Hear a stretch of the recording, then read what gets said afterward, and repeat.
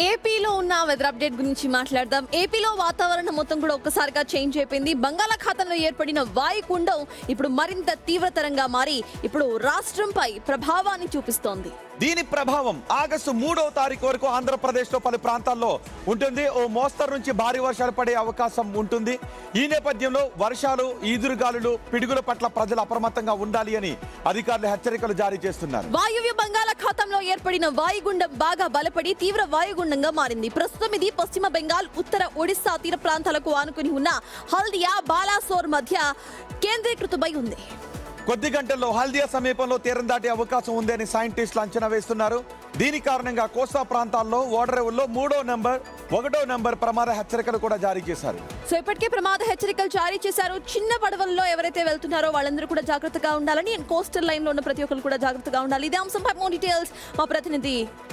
మొత్తానికి ఏపీలో ఇటు దీనికి సంబంధించిన అలర్ట్స్ జారీ అయ్యాయి. సో ఎవరైతే కోస్టల్ ఏరియాస్ లో ఉంటున్నారో వాళ్ళందరూ కూడా అప్రమత్తంగా ఉండాలంటూ హెచ్చరికలు జారీ చేశారు. మత్స్యకారులకు సంబంధించి కూడా కొన్ని హెచ్చరికలు జారీ అయ్యాయి. ఇప్పటికే ఎల్నినో ప్రభావంతో వర్షాలు పడకబోతుంటే వాయుగుండం ప్రభావంతో ఆంధ్రప్రదేశ్ లో విస్తారంగా వర్షాలు పడుతున్నాయి. ఆంధ్రప్రదేశ్, తెలంగాణలో కూడా విస్తారంగా వర్షాలు పడుతున్నాయి. విజయవాడలో సార్ మన ప్రతినిధి శివ ఉన్నారు. శివ, ఈ వాయుగుండ ప్రభావం ఆంధ్రప్రదేశ్ లో ఏ ఏ ప్రాంతాల్లో ఎలా ఉంది, మరీ ముఖ్యంగా విజయవాడలో ఎలా ఉంది?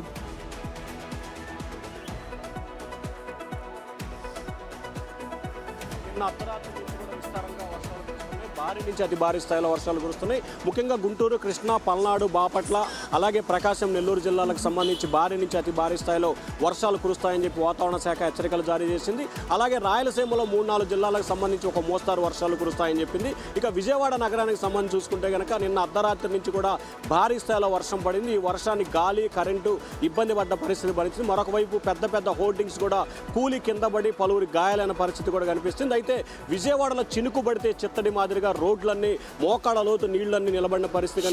ఎలాంటి అలర్ట్స్ జారీ చేశారు? ఇప్పటికే మత్స్యకారులకు కొన్ని అలర్ట్స్ జారీ చేసినట్టు తెలుస్తోంది. ఇంకా నార్మల్ జనాలకు ఎలాంటి అలర్ట్స్ అక్కడ జారీ అయ్యాయి శివ?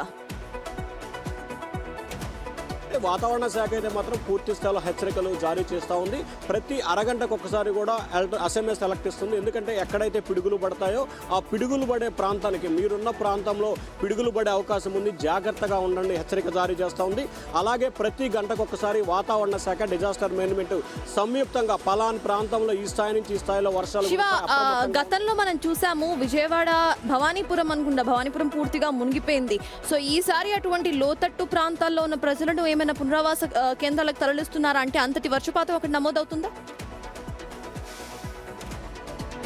ఈసారి అటువంటి పరిస్థితులు కనిపించే అవకాశం లేదు. కానీ వాస్తవానికి అటువంటి పరిస్థితులు రాకూడదు. కానీ వర్షం అయితే పడాలని ప్రజలు కోరుతూ ఉన్నారు. వాస్తవానికి ఎలినో ప్రభావంతో రాష్ట్ర వ్యాప్తంగా వర్షాలు అయితే భారీ స్థాయిలో తగ్గిపోయిన పరిస్థితి ఏర్పడింది. ఈ నేపథ్యంలో వర్షాల కోసం రాష్ట్ర వ్యాప్తంగా ప్రత్యేక పూజలు చేస్తున్నారు. సో ఆ పూజల ఫలితం కావచ్చు, లేకపోతే అన్నదాతల ఆక్రందన కావచ్చు, వరుణదేవుడు కరుణించి రాష్ట్రంలో విస్తారంగా ప్రస్తుతం అయితే 2 రోజుల కాలంగా వర్షాలు కురుస్తున్నాయి. అయితే గతంలో బుడమేరు సమీపంలో వచ్చిన వాగు నేపథ్యంలో భవానీపురం, సింగనగర్, అజిత్ నగర్ ప్రాంతం కూడా లోతట్టు ప్రాంతాలైన దాదాపుగా మోకాళ్ళ లోతు నీరు నిలిచిపోయిన పరిస్థితి కనిపించింది. సత్తాజ్. Thank you Shiva.